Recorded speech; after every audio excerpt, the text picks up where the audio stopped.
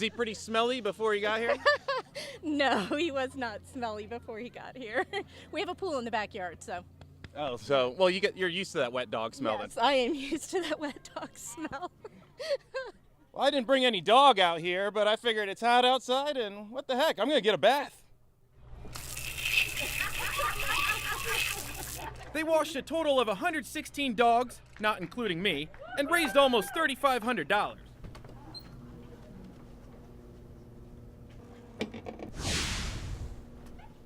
You're looking at the form-fitting pants that have been functionally and aesthetically tailored to the male physique, according to the guys who created them. They're called meggings, and I'm taking these babies to the streets. I'm known for my fashion sense, and today I'm at the cutting edge because I'm sporting the future of men's trousers. But shockingly, not everyone is in agreement. I'm not quite sure what I think of your pants. They're out of this world. There you go. That's what they are. It does express your individuality, which I think people should do. But I'm not sure I'd let my husband go out of the house with them. Thankfully, not all the ladies were disappointed. Some actually like my business up top, party down below appearance. Ladies? Oh, adorable. You are a styling dude. I like the combination of everything that you're doing there. The main reason they like them? Well, it shows off everything. They love looking at men's butts, and this is the ideal thing to attract them because, think about it, women wear them because they want to be attractive. I'm loving it. At first, I was on the fence about men walking around in these tights.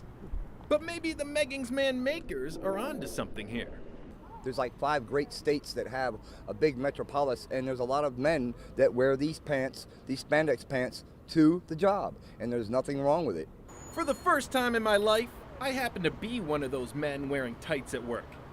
And it didn't go over very well. I mean, what are you wearing right now?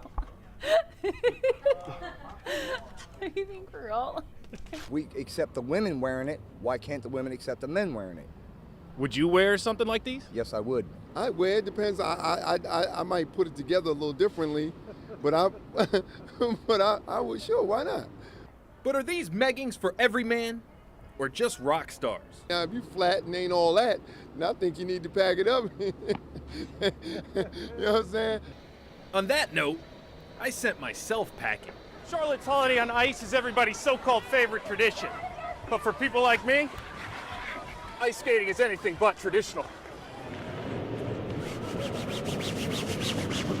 You shouldn't throw stones if you live in a glass house, but it's totally cool while you're chilling at an ice rink. The Charlotte Curling Club has been throwing 42-pound stones for the last 4 years, and it's not as easy as it looks. Yeah, it's good exercise. Really good exercise. Yeah, I got a kind of a sweat going on here. Yep, we all do. The club is actually building a 16,000 square foot facility, strictly dedicated to curling. We're breaking ground in about a month, and we should be open by November. Curling is one game that almost anyone can get into. You can play it from junior level right through until you really can't hold the broom up anymore. We've actually got a girl who's been blind since birth that is a curler, so anybody can do it. One club member, Paul Jennings, has been curling since 1977. I am a purebred mongrel. I'm half English and half Welsh.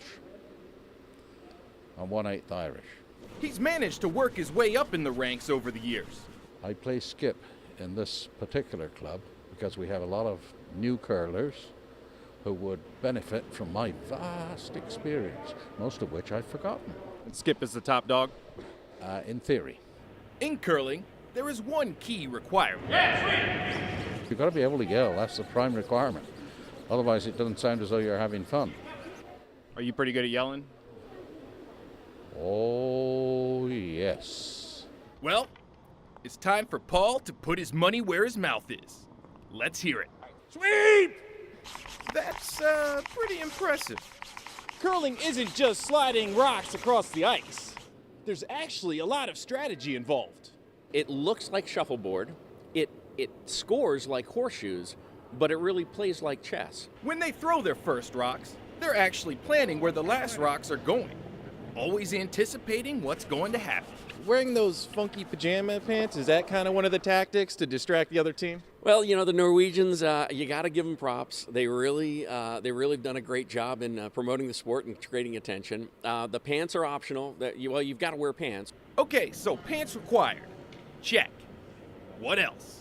The game's not over till you go and have a couple of drinks. If you're not into alcohol, don't worry. No one's gonna snicker if you order a Shirley Temple. Are you guys going to the bar afterwards? We are going to a restaurant for lunch. Some will drink beer and some won't. Are you going to be drinking beer? No. Too early. Not until 6 o'clock. And then, whee! Unfortunately, I had to go back to work.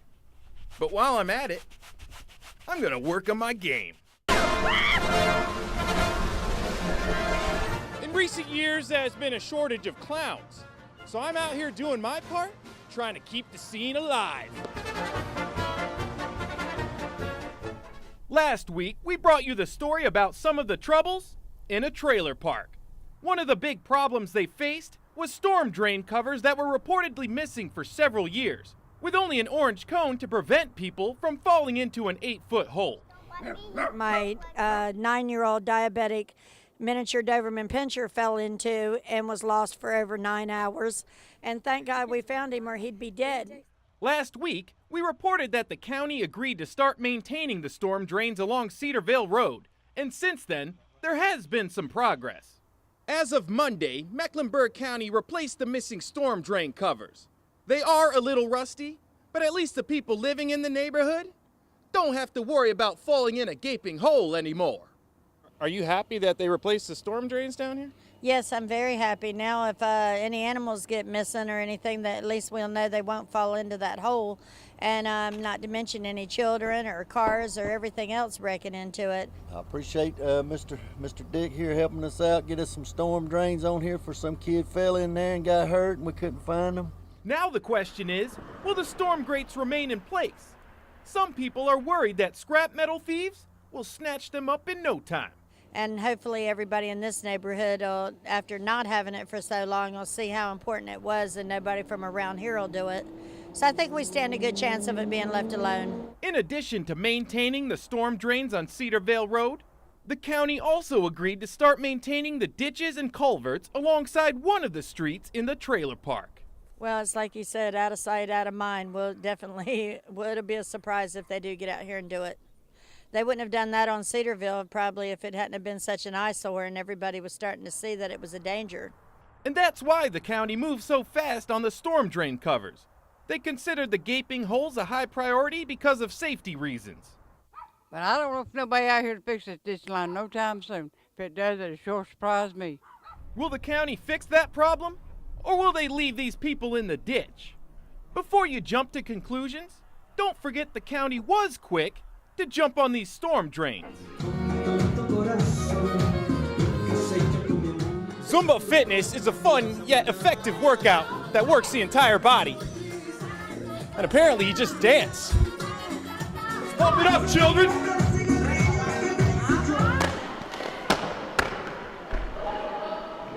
These girls may look sweet, but don't let the roller skates fool you. The Charlotte Roller Girls are no joke. The looks can be deceptive, and once you get on the track, there's not a lot of sweetness going on, that's for sure. Roller derby was pioneered by women, which is rare in the world of sports. It's really one of the only sports that is, like, you think of a roller derby skater and you think of a woman. It's one of the few opportunities that give grown women a chance to be on a team, be competitive, be athletic, and play a full contact sport. I really love that my daughter gets to see a strong woman doing something she enjoys, and that my son gets to see that strong men love strong women. Not many dudes partake in the action, but due to lack of better judgment, I chose to get involved. This morning, as I was preparing for practice and getting dressed, I was like, oh man, I really hope John wears those meggings because they're amazing. It's really all about the aerodynamics.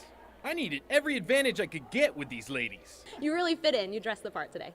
These girls preyed on me like a flock of vultures, and getting brutalized by a group of women isn't all it's cracked up to be. But I think I did all right, considering I had no clue what I was getting into. You did awesome. I mean, you took some hits. I told everybody we were just going to skate by after the first hit because you weren't going to be getting back up. I think you did amazing today. I was really impressed. You stayed up on your skates, sometimes with pretty amazing feats of agility.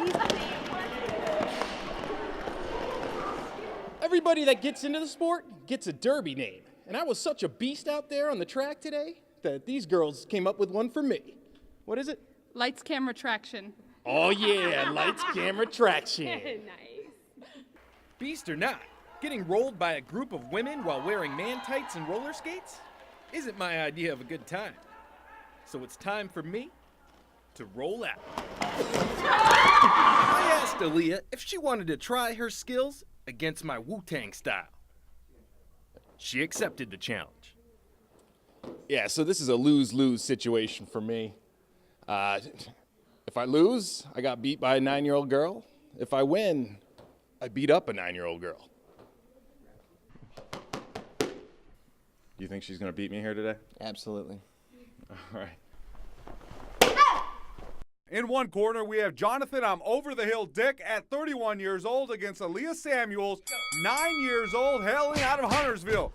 Aaliyah starts with attacking the midsection, a couple of punches, then a few roundhouse kicks. Then Jonathan tries feebly to attack her body with a kick, but it doesn't work. Aaliyah says, I'm going to take this chump out. The overhead kick to the head, and down goes Jonathan. Down goes Jonathan. Aaliyah raises her arms in victory. She is the winner. It's an after-school program called Bricks for Kids that educates youngsters through play. And it's a fun yet effective way to get kids interested in learning. It's kind of like putting a vegetable in a cupcake.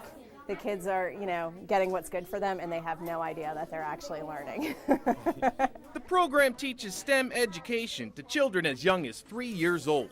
STEM stands for science, technology, engineering, and mathematics. And apparently, children love learning it from this guy. I like how we get to do different things with Legos. Many of the children play with Legos on their own, but prefer playing in a social atmosphere with their peers. You meet new friends. I like building and having partners so that I don't have to do it alone. Do you make your partner do most of the work? No. One goal of the program is to introduce engineering and architecture principles to the children. By building the models, they're really learning to work in, three-dimensional concepts. So, they're seeing it on the paper, but then they're really bringing it to life. Getting them to think in 3 dimensions while they're young makes engineering a viable option for the future. I built a tank, a lot of jets, barely any boats, some cars. Sounds like a future automotive engineer to me. And I also like to build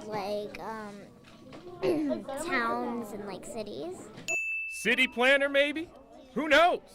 Some kids have really creative minds, some kids don't. What we're doing is, again, teaching the kids how to use the pieces. And our kit wasn't provided with enough pieces. What she was trying to say is that the kids are able to go home and get really creative with their own Legos and apply the STEM skills that they've developed. We see it all the time at our facility and in our classes. But if you bring these toys into your home, watch out. One of the worst pains known to man is stepping on a Lego. We are seeing some of the hottest temperatures so far this year, and a great way to stay cool is the public spray ground.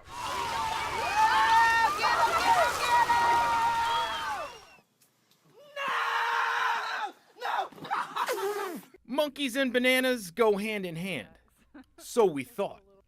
Apparently, feeding bananas and other high fructose fruits to primates is like giving them cake or chocolate, and zoos around the world are taking note. At the North Carolina Zoo, the gorilla's diet has totally been revamped. They get small portions of banana only when taking medication. Bananas grown for human consumption are very high in sugar, and when fed to gorillas, can cause obesity and all kinds of heart issues. That's no bueno for the gorillas. One way in order to help stave off those problems is to institute a new diet. The gorillas used to get a banana-flavored primate biscuit as their main diet, which I had the honor of sampling. It tastes kind of like grape nuts. But now, the majority of their food intake is just a bunch of veggies and leafy greens. Romaine lettuce, cabbage, kale, cauliflower, green beans. Those are some of the main staples in the diet. Sounds like something a horse would eat. Can we get some blue cheese and croutons in the mix? No salad dressings, no salt and vinegar, and none of that kind of good stuff. When the gorillas were first given this smorgasbord of raw veggies, they couldn't complain, but they did silently object to the new meal plan.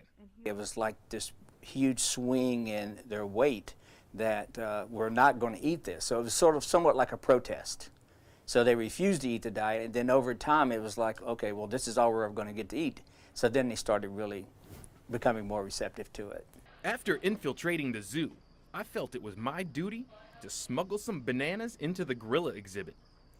Unfortunately, my feeble attempt was thwarted by some hawk-eyed dietitian. Oh well, more bananas for me.